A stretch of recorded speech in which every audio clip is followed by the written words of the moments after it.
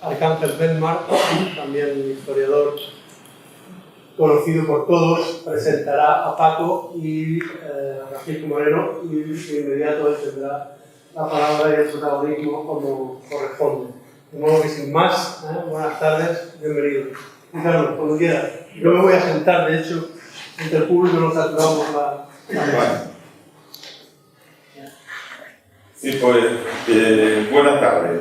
Soy Ricardo de la editorial Utopía. Hoy ando un poco, no estoy muy católico con el resfriado, bueno, pero bueno, trataré un poco de hacer esta introducción, presentar a nuestro autor y su presentador y amigo Arcángel Benmar y don Francisco Moreno Gómez, autor y evidentemente amigo y gran historiador. Deciros que estamos de doble enhorabuena porque primero se presenta un libro de Francisco, pero también se presenta un libro de memoria histórica, de memoria democrática.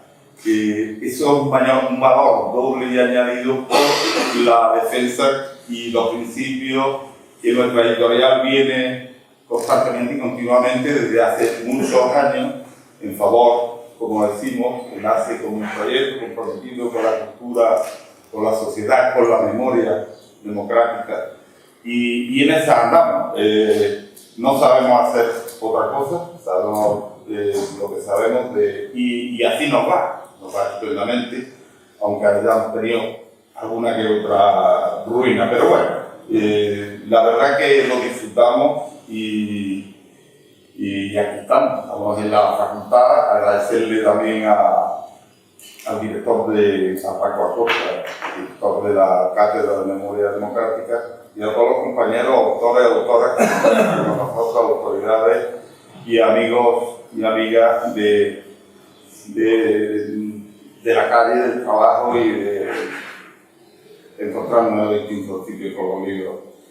Bueno, deciros que Brigadas, el libro que traemos hoy, Brigadas Internacionales por la España Democrática, es un atractivo, sugerente nombre que Francisco, pues estuvimos viendo lo de Brigadas Internacionales por la España Democrática, que él lo explicará bien, a través de las memorias y fotografías inéditas de Aldo Morandi. Aldo Morandi tiene la suerte, Francisco Moreno, de encontrar esos 400 folios y esas centenares nuevas de fotografías, donde vienen a completar otras tantas que ya él tenía y que también precisamente aquí en esta facultad presentamos en una exposición que se hizo, ¿no? Por tanto, el historiador Francisco Moreno Gómez rescata en Italia estos documentos para cerrar con este libro un ciclo de reconstrucción histórica sobre la tragedia de España, basándose en fotografías y textos inéditos de Aldo Morandi. Yo sin más saludaros, animaros y agradeceros a los que estáis suscriptores de la editorial, amigos de la editorial que estáis aquí, y animar a los que no sois a que adquiráis el libro, y también si podéis estar como amigos, como suscriptores, también estaremos agradecidos.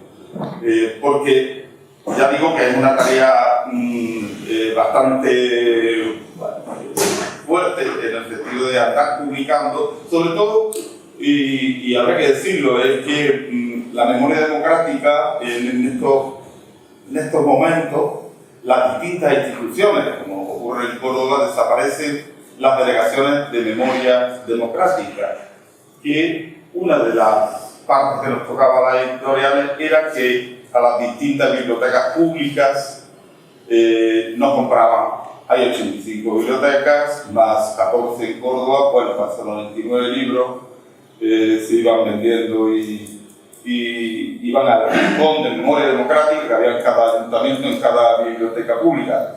Eso ha desaparecido. Me parece, por una parte, falta yo creo que falta de respeto no solo a las editoriales, sino simplemente a esa recuperación, a tanta gente que fueron asesinados y que hay que rescatar la memoria y reivindicar la verdad, la justicia y la reparación, ¿no? Y sin embargo, sin pudor ninguno, pues de un plumazo se carga la delegación de memoria democrática, con lo cual todavía nos cuesta más trabajo. En fin, no hablo más de guerrillero, Paco. Y nada, le paso la palabra, gracias a Arcángel y bueno, y para adelante porque tenemos un montón de sitios de presentarlo en Espejo, en Peñarroya, en Hinojosa y bueno, estamos de turné, estamos también de nuevo. Muchas gracias y os dejo con Arcángel. Gracias.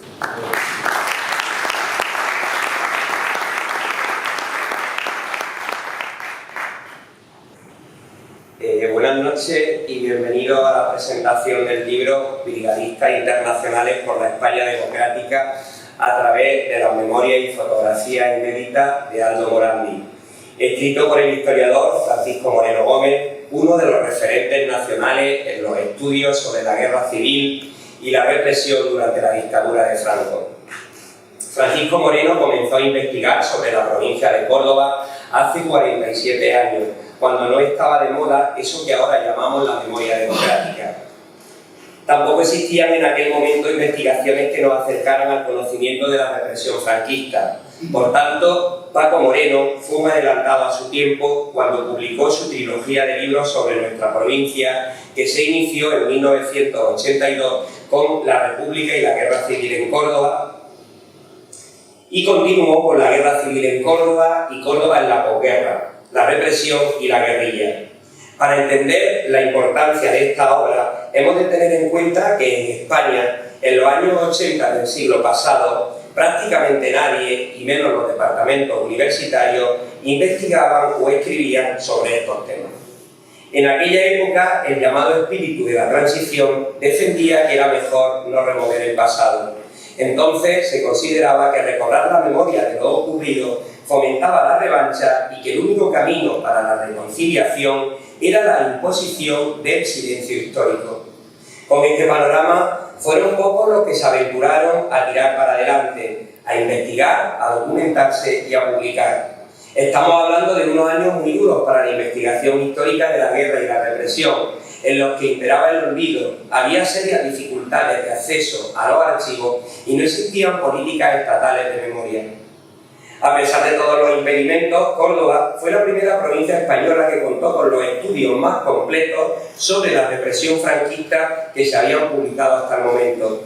Una de las principales novedades que aportó Paco Moreno a sus libros fue el uso del testimonio oral o escrito como una fuente fundamental para conocer la realidad de lo ocurrido. Los testimonios de los testigos, de las víctimas y de sus descendientes le permitieron acercarse a bastantes manifestaciones de la represión que no aparecen en los archivos históricos, como detenciones, abusos sexuales, suicidios, condiciones carcelarias, expolio de bienes, tortura y un largo etcétera. Aquel inmenso trabajo recopilatorio de testimonios orales que ha continuado hasta nuestros días ha facilitado que en sus libros aparezca una historia viva y directa, muy cercana a los hechos que acontecieron y que se adentra en la verdadera realidad de lo que sucedió. Los estudios de Francisco Moreno sobre la República, la guerra y la posguerra en Córdoba crearon escuelas, se convirtieron en modelos para otros historiadores, entre los que me cuento, y tuvieron un gran éxito de venta. Esto se debió a que por primera vez, con rigor histórico, alguien contaba la verdad de un pasado que el franquismo intentó ocultar. Desde su primera trilogía sobre Córdoba, la producción bibliográfica de Paco Moreno ha aumentado considerablemente, guiada siempre, como él mismo ha recalcado en bastantes ocasiones, por un imperativo intelectual y ético, sin buscar intereses económicos ni académicos. Esa fuerza intelectual y ética es la que le ha permitido asumir trabajos monumentales que exigen una disciplina, un esfuerzo y una capacidad investigadora desbordante, algo que no está al alcance de cualquiera. Entre su veintena de libros, quien haya leído, por ejemplo, La resistencia armada contra Franco, 1936, el genocidio franquista en Córdoba, o La victoria sangrienta, observará que son obras tan sobresalientes, tan ambiciosas y tan documentadas que muy pocos historiadores tienen la capacidad de escribir libros como estos. En sus páginas, Paco se nos muestra como un auténtico historiador, como un luchador contra el olvido que es capaz de dar alma a las páginas de sus libros y de levantar en ellos acta notarial de nuestro pasado. La llamada al olvido que continuamente reciben o recibimos los historiadores que, como Francisco Moreno, se dedican a investigar sobre la Segunda República, la guerra y la represión de Franco son muy graves. Por un lado, ese olvido implica que las víctimas y sus familiares nunca tendrán derecho a la verdad, a la justicia y a la reparación. Por otro lado, ese olvido supone que la versión falseada que nos impuso el franquismo sobre lo que ocurrió durante esos años permanezca inalterable, escapando al juicio de la historia y de los ciudadanos, como si una sociedad democrática no tuviera el derecho legítimo de enfrentarse con libertad a su pasado o fuera inmadura para hacerlo. La desmemoria solo lleva al desconocimiento, y este desconocimiento es el que permite, como terreno abonado, que pervivan en cuestiones históricas los mitos de la propaganda franquista y que los negacionistas y los enemigos de la memoria democrática puedan seguir teniendo audiencia. Por eso, para evitar que se repitan los males de nuestra historia, el conocimiento de nuestro pasado se convierte en un deber democrático imprescindible. En este sentido, el penúltimo libro de Paco, Los desaparecidos de Franco, publicado en 2016, de manera pormenorizada, documenta que Franco y su dictadura incurrieron en crímenes de carácter internacional, como crímenes de guerra contra la humanidad, contra la paz, genocidio, violaciones de los derechos humanos y otros. De este asunto de los crímenes internacionales poco se ha hablado y poco se conoce en España, ya sea entre los juristas, entre los historiadores y entre la sociedad en general. Así que existe una ignorancia tremenda de los tratados y convenciones relativos a los derechos humanos y al derecho internacional humanitario, unos derechos que fueron sistemáticamente violados por Franco y su dictadura. Tras unos cuantos años en los que Francisco Moreno se ha dedicado fundamentalmente a publicar artículos en su blog, en este año 2024 nos ha sorprendido con otra obra impresionante en textos y fotografías, la que hoy presentamos. Está dedicada a las brigadas internacionales, el cuerpo de voluntarios que se trasladó a España durante la guerra para defender la República. El hilo de los acontecimientos se hilvana a través de las memorias de uno de aquellos brigadistas, el italiano Aldo Morandi, que nos ofrece un recorrido por los frentes de Andalucía y el Bajo Aragón hasta su salida de España. Como ya he realizado un breve recorrido por la obra y la trayectoria de Paco Moreno, el más indicado para hablar sobre su libro es él. Pero antes quiero agradecerle, y creo que lo hago en nombre de muchas personas más, que durante tanto tiempo y a través de tantos libros haya trabajado sin descanso por desentrañar la historia de nuestra tierra. Gracias, Paco, por tu gran labor y por tu trabajo impagable.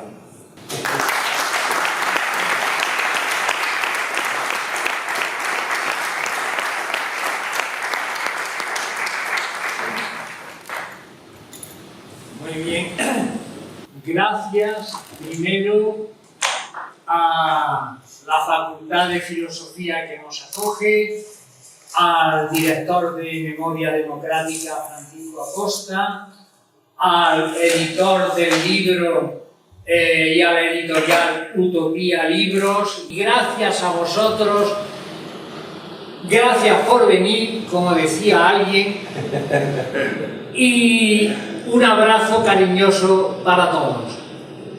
Voy a comenzar a decir algo lo más sintético posible, porque el tiempo, bueno, vamos a ver cómo lo distribuimos.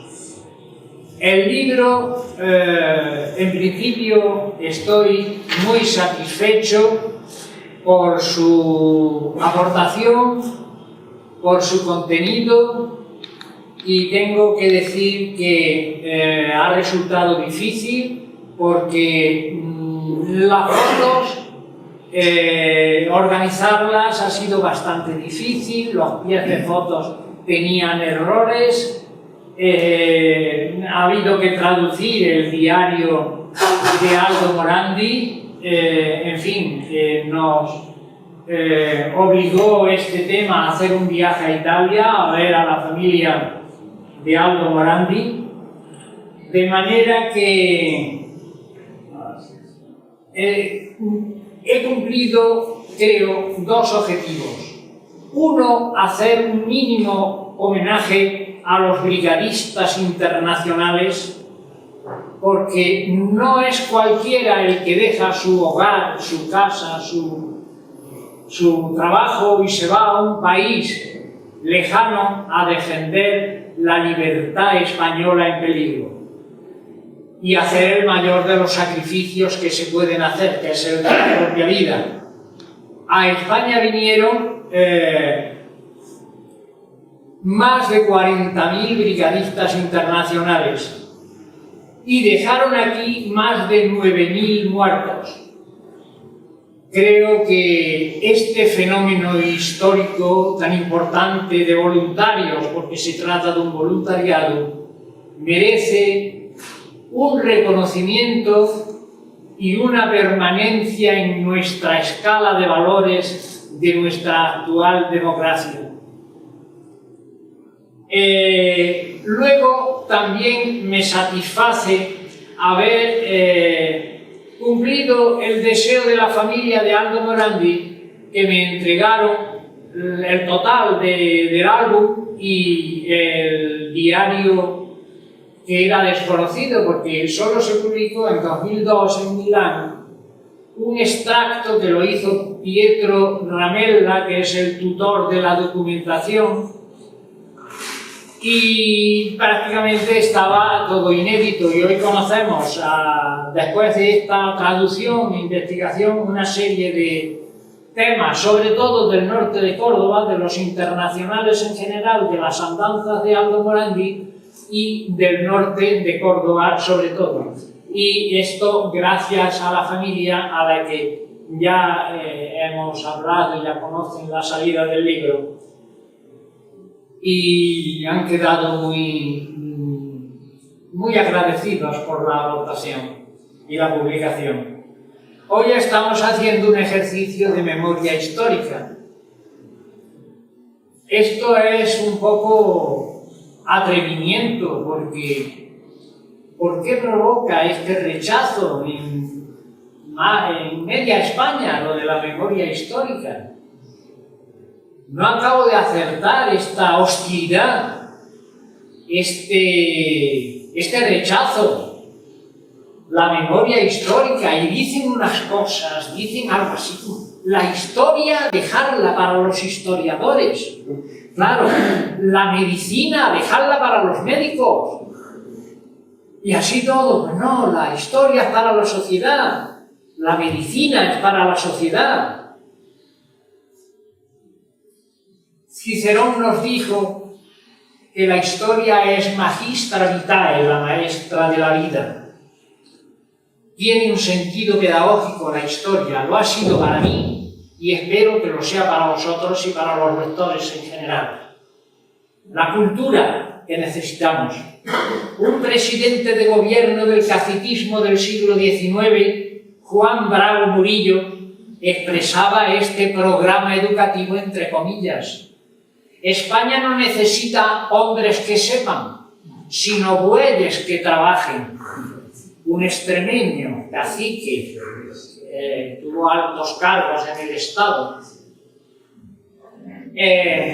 Esta oposición a la historia y al pasado, esto ya se ha visto muchas veces, pero cito el ejemplo de los prefascistas italianos, allá por 1910, Tommaso Marinetti, que en su manifiesto futurista aborrecía el pasado, propugnaba arrasar el pasado, igual que los museos y las bibliotecas. Este era el programa que ha venido por esas ondas ideológicas. Rafael Lemkin, el padre de la teoría del genocidio, escribió en el año 43 que cuando los nazis invadieron Polonia en 1939 prohibieron la enseñanza de las humanidades, de la filosofía, de la literatura, de la historia, siempre en contra de la historia desde un punto cardenal. Desde uno de los puntos cardenales de nuestra existencia viene siempre el rechazo a la historia, a saber de verdad, a conocer profundamente las cosas. Por eso la Segunda República, uno de sus grandes objetivos fue construir escuelas para que se educara a la gente y se liberara a la gente mediante la cultura. Decía, hablando de los internacionales, la gran satisfacción que me produce haber aportado algo para actualizarlos, para rescatarlos del olvido. Hay que reconocer, porque se ha hablado tanto de los brigadistas internacionales, incluso hay un documental de Javier Riollo que titula ese documental Extranjeros de sí mismos. Una visión negativa. No comprendo por qué Javier Riollo se ha embarcado con este título y esta orientación sobre los brigadistas internacionales. De hecho, ellos ya eran exiliados. Creemos que venían de Moscú o venían de algún sitio. Alemanes, austriacos, checos, italianos, ya habían salido en gran parte de sus países y estaban en Francia, estaban en París. Aldo Morandi era ya un exiliado desde el año 27. Habían luchado en sus países contra el fascismo, contra el nazismo. Este tema, cuando he mandado algunos correos dando noticia del acto, de este y de otro, me ha respondido una persona de alta gama. Me ha respondido esta persona de muchos conocimientos. Me dice así en la respuesta: pero ¿vinieron a luchar por esta democracia o por la revolución? Es la manía de calumniar a la Segunda República y tacharle que es una democracia. No se puede negar que la Segunda República es una democracia. Con sus problemas entonces, y esta que tenemos con los problemas que tiene, que no son pocos. Las democracias tienen muchos problemas. Entonces, negar que la Segunda República era una democracia es un error mayúsculo, no es riguroso históricamente, no se puede decir. Y se dice, y se da a entender. Entonces, no vinieron por la revolución. La palabra revolución no aparece en ninguna página de los 400 folios del diario de Morandi. Es más, él mismo, cuando estaba al frente de las 63 divisiones Villanueva de Córdoba, discutiendo con el gobernador civil de allí, porque Villanueva de Córdoba era la capital de la Córdoba republicana, su gobierno civil, diputación, etc., le dice en la discusión: yo he venido voluntario a España a luchar contra el fascismo y no a meterme en política. Esto de luchar contra el fascismo se tiene que meter en la cabeza de mucha gente que habla ligeramente sobre estos temas. No vienen a hacer la revolución. Al final del libro se incluye una revista que editaba la 86 Brigada Mixta que mandaba Aldo Morandi en el norte de Córdoba. Y repasando la revista, que la tenéis al final del libro, la revista que se titula Nuestra Voz, órgano de la 86 Brigada Mixta, leemos titulares así, no leemos, la palabra revolución no aparece en ningún sitio. La cultura arma antifascista. Otro artículo o un poema: Madrid será la tumba del fascismo. Y el 20 Batallón Internacional, que estaba incluido en la 86, Editaba también allá en los Blázquez, en el flanco derecho del frente de Córdoba, que eran los Blázquez, el flanco izquierdo era por Villarta, la carretera de Villarta, mirando desde el lado republicano para acá. Editaban también su órgano de prensa, Aciclostil, y está hecho por mucho mimo, con el primer artículo por el comisario del 20 Batallón, que era Tompe, un periodista húngaro, y dice: este periódico, nacido en un momento histórico al cual consagraremos a la consigna en que la justa aplicación nos conducirá a la victoria contra el fascismo. No se habla de revolución, tenemos que ser rigurosos, no tenemos que meter la revolución, que, bueno, del caos del verano del 36, no tiene mucho que ver con cómo el régimen republicano organiza el sistema ya en plena guerra. Entonces, el que haya el otro bando también tuvo un caos considerable en el verano del 36, no solo fue el caos de la zona republicana, pero eso se superó y siguió funcionando el sistema republicano como régimen democrático. Entremos ya en algunos puntos en los que me interesa resaltar en el libro, después de precisar un poco cómo fue este proceso. Cuando yo publiqué en 2013 Trincheras de la República, esto llegó a conocimiento de la familia de Aldo Morandi.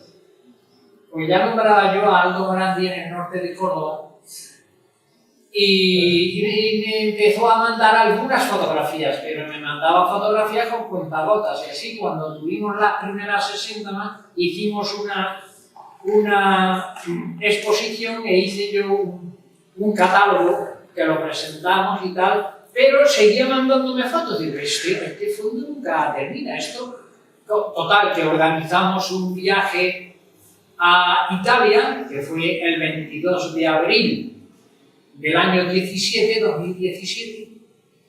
Estuvimos en Turín con la familia de Pietro Ramella, su esposa Graciela, y nos abrió allí su archivo y me regaló no solo todo el álbum de las fotografías, sino el diario original de Aldo Morandi, una copia, lógicamente, de 400 folios. Y digo, ¿qué es esto? Bueno, aparecen muchas cosas que no conocíamos del norte de Córdoba. En realidad, este viaje a Italia ha sido muy fructífero y me alegro mucho de haber ido y de haberme animado a hacerlo en libro, que me ha costado trabajo. Diciendo y considerando que esto es un lujo para Córdoba tener esta colección de fotografías del frente, fotografías de retaguardia, ciertamente, pero esto es un lujo para Córdoba, para nuestra provincia, para a ver cuántas álbumes de fotografías en campaña conozco. Este, de Aldo Morandi, y otro del general Walter, que era el que mandaba la 14 Brigada Internacional cuando vino a la batalla de Lopera. Walter, un archivo considerable de muchas fotos de toda España, por donde anduvo, que se depositan en el Centro de Documentación de las Brigadas en Albacete. No conozco otro álbum de otra colección de fotografías de campaña, salvo el de Walter y el de Aldo Morandi. Por eso digo que esto es un poco lujo para Córdoba. Y las principales, no todas, había algunas de mala calidad, etc. Entonces están aquí, las principales.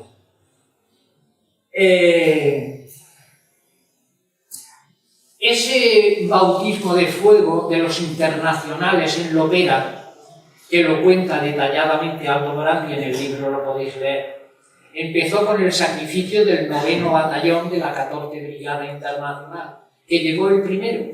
Y el Estado Mayor de Andújar, el Estado Mayor Republicano Español de Andújar, mandó ahí al 9º Batallón sin refuerzos, sin retaguardia, sin líneas de apoyo ni nada, solo con el camión de las cocinas, ahí a un cerrillo entre Villa del Río y Lujalance, que es el cerrillo del telégrafo, y claro, iba la vanguardia de los franquistas ahí en toda efusión, camino de Villa del Río, y los pilla ahí en medio, pero era tarde a lo largo del día, llegó la noche. De todas maneras se hicieron bastantes prisioneros, que enviaron algunos a Córdoba, otros a Sevilla, que tuvieron aquí los franquistas de Córdoba y los de Sevilla, para verlos, a ver qué cara tenían. Luego los fusilaron, porque aquí en el registro civil de Córdoba hay algunos apellidos italianos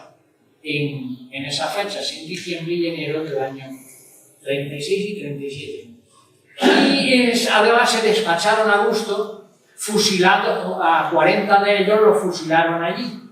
Esto lo relata el padre Bernabé Copado, jesuita, en su libro Luchas y Conquistas, que era el capellán de los requetés de Luis Redondo, del teniente coronel Redondo, que andaban en este fregado, además de los marroquíes, la legión, los franquistas de Córdoba y de Andalucía, todos iban el algabeño, iba también ahí, que por esos días un bombardeo, o lo que fue, no recuerdo si fue en una emboscada, también perdió la vida el algabeño, ¿no? Era el tema este de las aventuras de los rejoneadores cordobeses y andaluces. De manera que el resto del batallón llegó la noche y pudieron escabullirse del cerco que les habían hecho los franquistas, y entonces salieron en fila de uno en perfecto silencio, les dieron la vuelta por el flanco derecho y se pudieron dirigir hacia la carretera nacional, pero se toparon con el río Guadalquivir. Diciembre, grandes corrientes de agua, frío, etc. Intentaron pasar, pero aquello era a nado imposible. De hecho, no se lanzaron al agua, sino que encontraron algunas barcas perdidas, algunos se salvaron andando y de mala manera, fueron llegando a Andújar al día siguiente. Esto fue el día de Nochebuena, el 24 de diciembre del año 36. Bueno, en los días siguientes fueron llegando a Andújar, quisieron pasar el río por la central eléctrica, pero la corriente de agua era abundante y no lo permitía. Quisieron pasar por el puente de Montoro, pero Montoro estaba ya ocupado por los franquistas, lo tirotearon y hubo muertos, en fin. También está el episodio de la traición del jefe de una de las compañías, Stomatov, que pasó a él solo en una balsa, se escabulló, se fue y llegó él solo a Andújar y abandonó al resto de la tropa. En fin, con toda esta desgracia lo detalla y lo podéis ver con precisión en el libro. Y ya en los días siguientes llega Aldo Morandi y llega el resto de la 14 Brigada Internacional, que se organizan el 26 de diciembre, el 27 y el 28, es lo más duro y grueso de la batalla. Ese día 28 los más valientes fueron los estudiantes ingleses de Oxford y de Cambridge, que murieron algunos de ellos precisamente ahí, frente a Lopera, un cerrillo que se llama, en el diario dice la cota 320. Estos ingleses, la compañía inglesa Ralph Foss, poeta, y John Comfort, que sale aquí en las fotos acostado, herido con una manta. Bueno, además las fotos de ellos salen. Esos caen el día 28 frente a la cota 320, que está al lado de Lopera, que la conquistaron 4 veces la perdieron, aquello fue. Con el valiente George Nathan, capitán inglés, de los valientes de verdad, cuyo nombre merece la pena que la historia lo retenga, George Nathan, que luego murió, porque estos valientes son siempre carne de cañón, murió en la batalla de Brunete. Jorma también, y aquí también en la foto. El día 29 fue lluvioso, el 30 se reorganizaron, el 31 se retiraron a la carretera nacional para volver a situarse entre lo que era Iporcuna.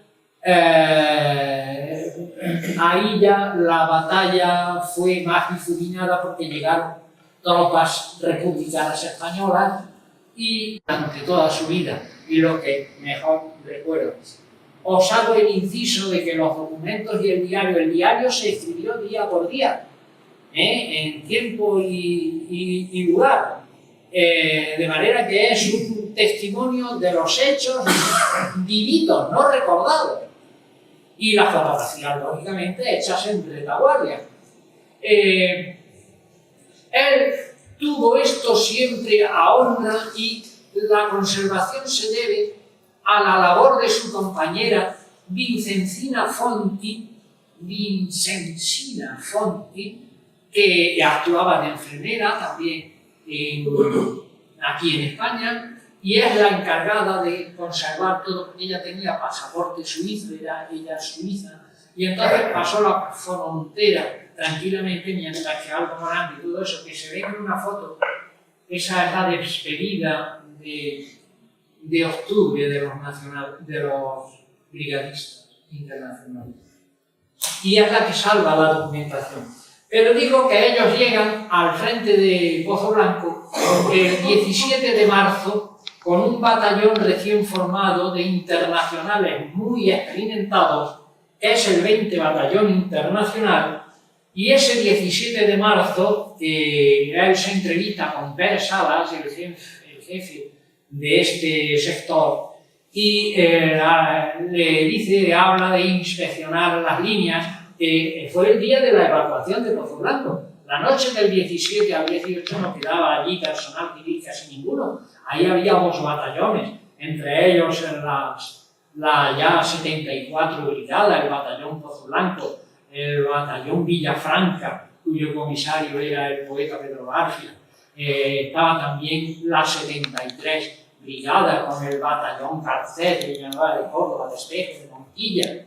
Ahí estaba el batallón Pedroches con Mascaraque de Pozo Blanco.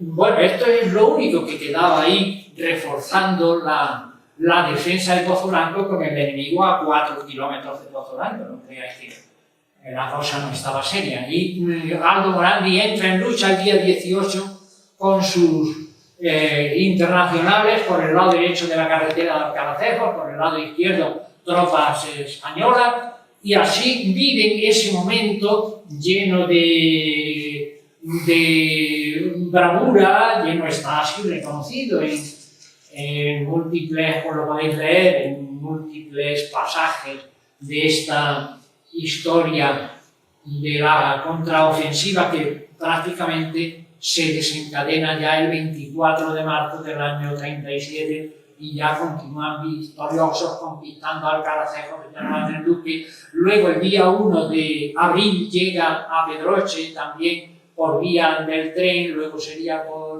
por camión la 13 Brigada Internacional, que es la que va a entrar en furioso combate para conquistar Valsequillo, la Granjuela, aunque luego no se difumina un poco la actuación de la 13 Brigada Internacional. Es más bien este batallón internacional, el 20, que luego se integra en la 86 Brigada Mixta. Espero no liaros un poco con lo de las brigadas. Vamos a manejar fundamentalmente la 86. La 86. Y luego la 73 y la 74, que son los luchadores autóctonos de Córdoba.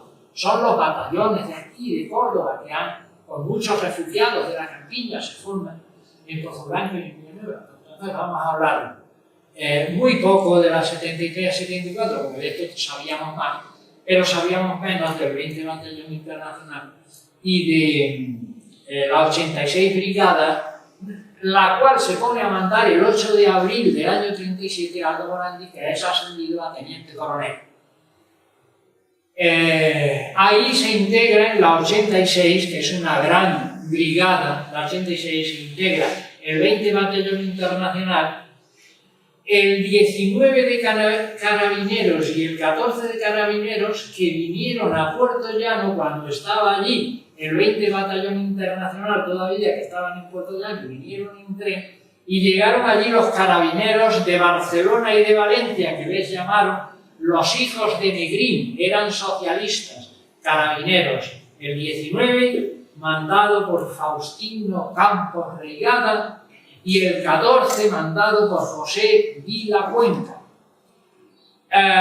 Valientes, dieron el do de pecho ante el Cerro Mulva, la Sierra de la Grana, la Sierra Noria. Bueno, todo lo que ahí lo tenéis, todos los episodios que ocurren, los primeros. Y también vino, por último, el 4º Batallón Ferroviario, gran parte de Jaén, de ferroviarios de Jaén, algunos de Extremadura, y ahí venían unos jefes muy valerosos que eran Lino Carrasco, un concejal del Frente Popular de Linares, y Gabriel González Godoy, otro luchador de Linares, hasta el final de la guerra fusilaron en Peñarroya. El otro, Lino Carrasco, logró salir al extranjero.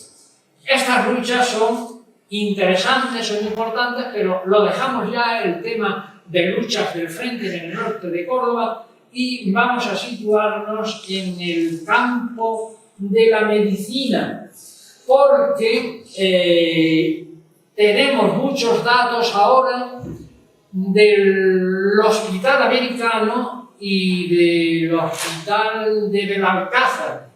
El Hospital Americano llegó en el buque París a primeros de enero del año 37 y lo había reclutado en Nueva York y otros lugares de Norteamérica Ernest Hemingway y el doctor Bransky.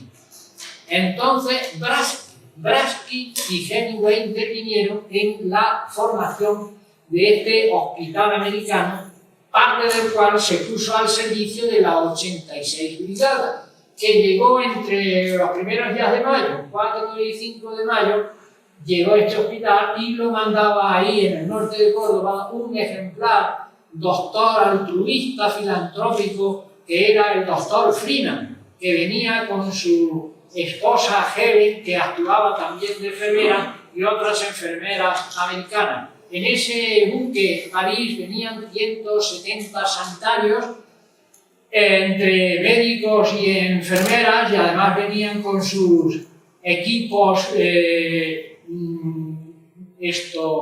elementos quirúrgicos para que los escondían debajo de los chatarros, venían con ambulancias, conductoras de ambulancias, en fin, una movilización extraordinaria. Y dice Aldo Bonaldi que este hospital americano lo pusieron en Valsequillo. Ahí estuvo primeramente, luego estuvo en una casa de campo que se llama la Casa Orihuela y yo no la he podido identificar, así hasta finales de junio del año 37, en que la 13 Brigada Internacional es destinada a otro frente, y con ella se marchó el hospital del doctor Masón, que estaba en Belalcázar.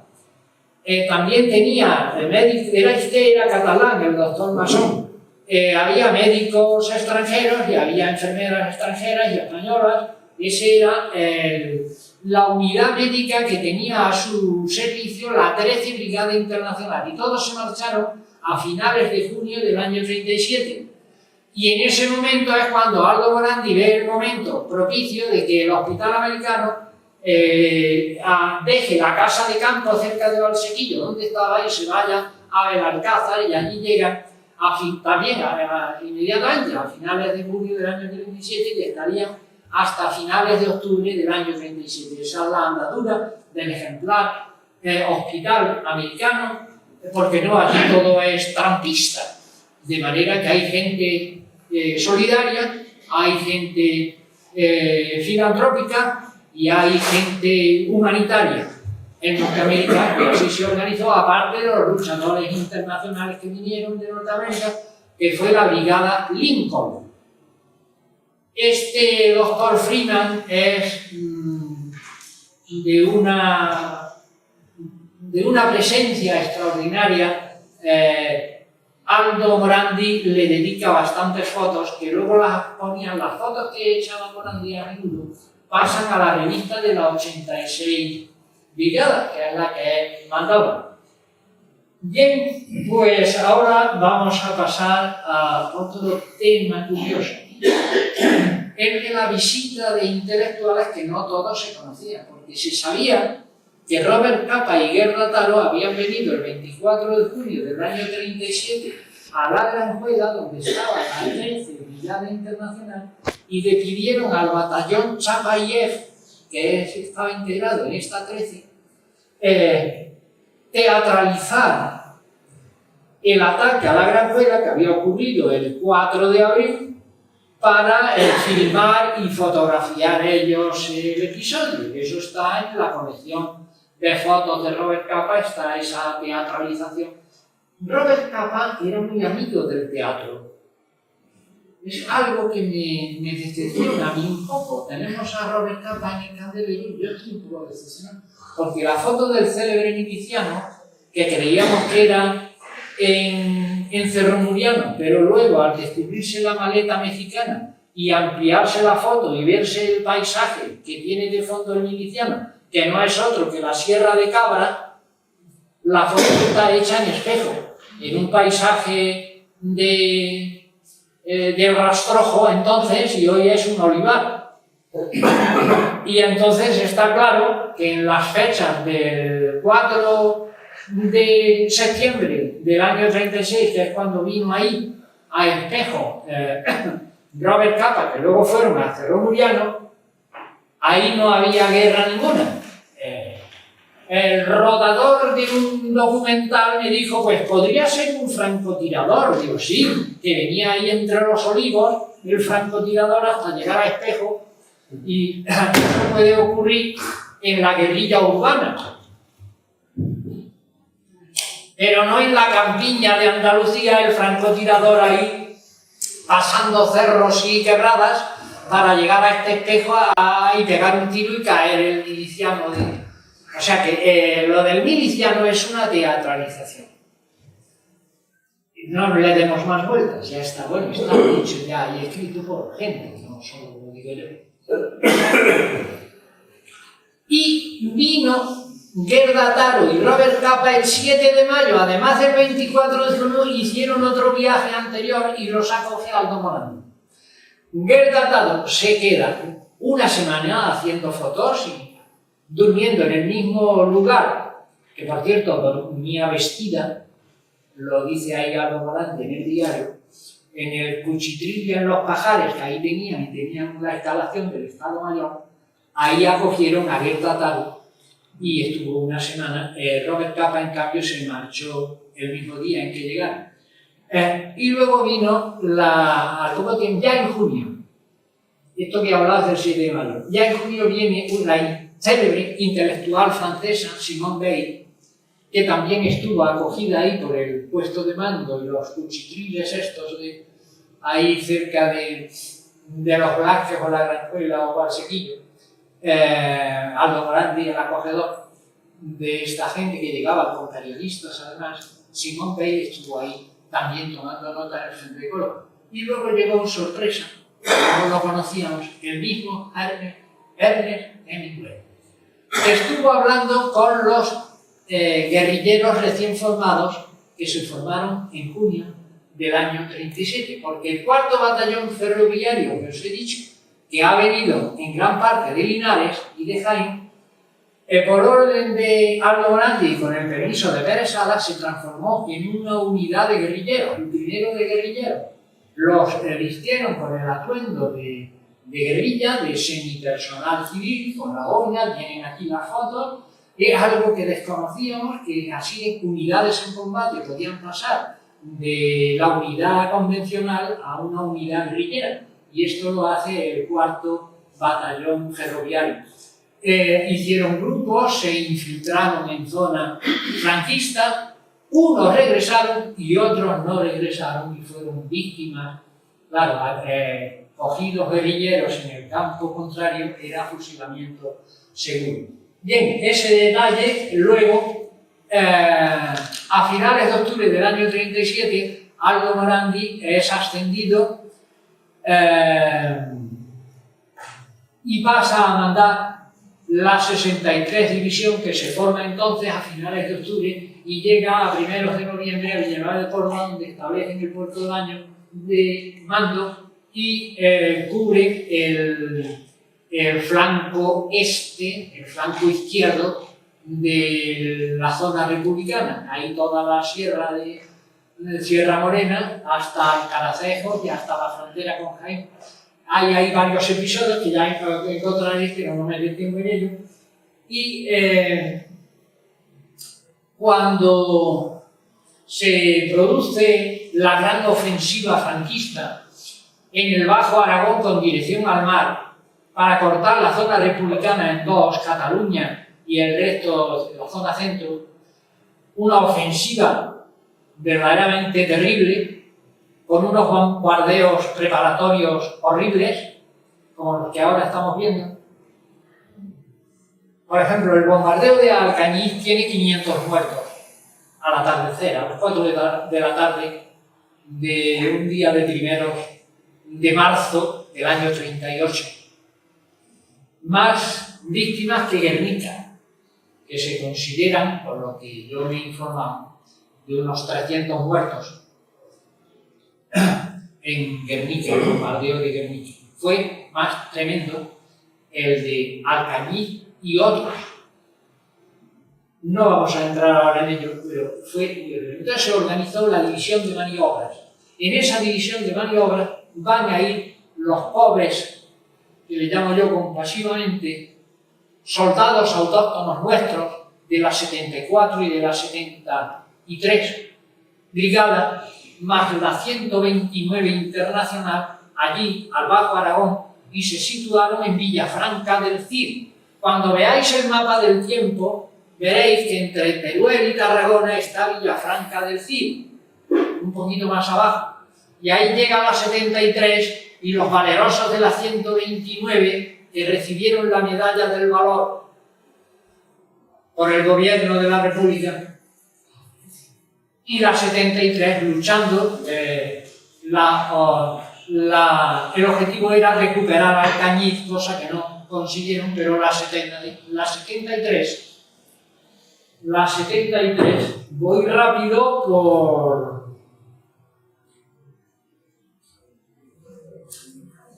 voy rápido.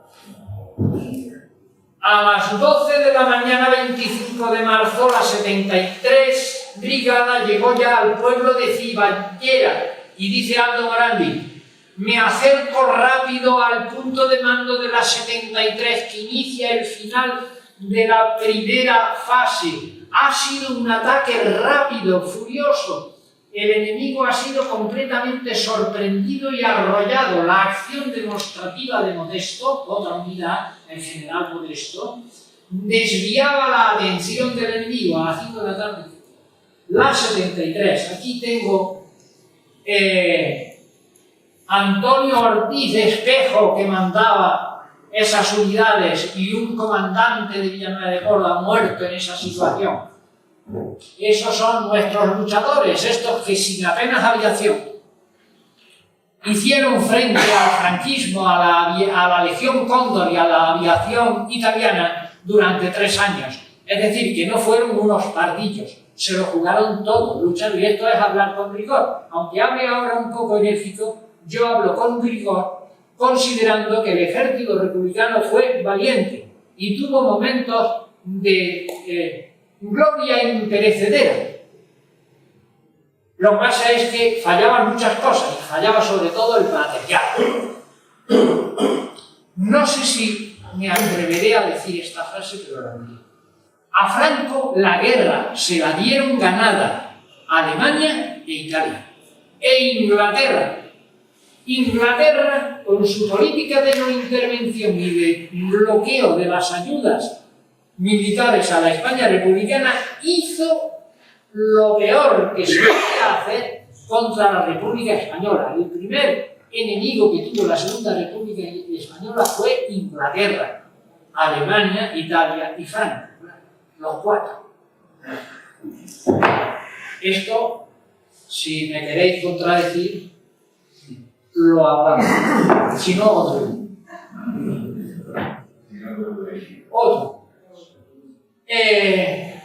Estamos ya en el año 38, llega el 15 de marzo, Morandi en Villanueva de Córdoba recibe la orden del Estado Mayor Central de Barcelona para que se traslade a Barcelona. Allí le dan la orden de formar la división de maniobras. Llegan personalidades antes ahí a Villanueva de Córdoba que se entrevistaban con Morandi, como el comandante Contreras, el internacional Arturo Zanoni, que mandaba la 12 Brigada Internacional, donde estaba el batallón Garibaldi, los garibaldinos, todo.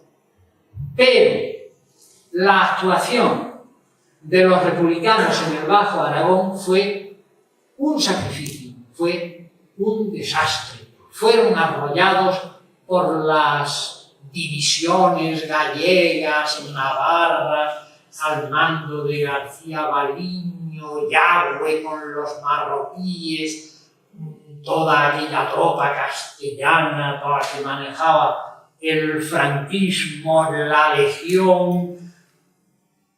Bueno, para haceros una idea de la derrota y de la retirada que tienen que hacer los republicanos, entre ellos Aldo Morandi y la división de maniobras corriendo para atrás, que iban retrocediendo cuando antes de llegar a un pueblo oían tocar las campanas. Esto quería decir que los franquistas habían llegado ya, es decir, en la retirada iban por delante los franquistas y los republicanos retirándose iban por detrás. Hay anécdotas, todo, porque esto da para muchos episodios, y llegamos ya al momento final, que es esa decisión de la República, que yo no acabo de ver claro. Para mí, ahí la República cayó en su buena fe, esto de retirar del frente a los internacionales con la idea de retirar a los extranjeros de un bando y retirar a los extranjeros del otro bando. Claro, en la República había 40.000 brigadistas, ya 9.000 habían muerto, pero en la zona franquista había 80.000 italianos, la Legión Cóndor, la aviación, un derroche de maquinaria a favor de Franco, que eso no tiene nombre. Entonces, retirar a los internacionales que daban moral y tenían experiencia, muchos habían luchado en la Primera Guerra Mundial, infundían ánimo, retirar del frente a los internacionales para que el otro no hiciera puñetero caso y no retiró a nadie. Franco no retiró ningún extranjero y la República va y retira a los internacionales. Pues esto fue muy negativo para el frente, para las líneas del frente. En septiembre ya deciden, de acuerdo con la Sociedad de las Naciones, la retirada de los internacionales y ya los quitan del frente. Aldo Morandi y los italianos se concentraron en Torelló, un pueblo de Gerona. Antes celebraron, esta es una foto del final, es todo un poema, y eso es el norte de Córdoba. Los prisioneros de los Pedroches del Villanueva del Duque del frente de Pojalanco, y ahí llegan a Peñarroya. Ahí van, de todo el... Esa es la salida de los italianos en el momento en que salieron a la una, y esta es la despedida de los internacionales el 28 de octubre, que Aldo Morandi dice el 15 de noviembre. La verdad es que se celebraron bastantes actos, pero hay ahí una cosa que no acabo de entender, ¿por qué pone el 15 de noviembre? Fue el 28 de octubre, la despedida célebre de los internacionales, por las avenidas de Barcelona, con todo el gobierno allí presente, los líderes obreros, milicianos,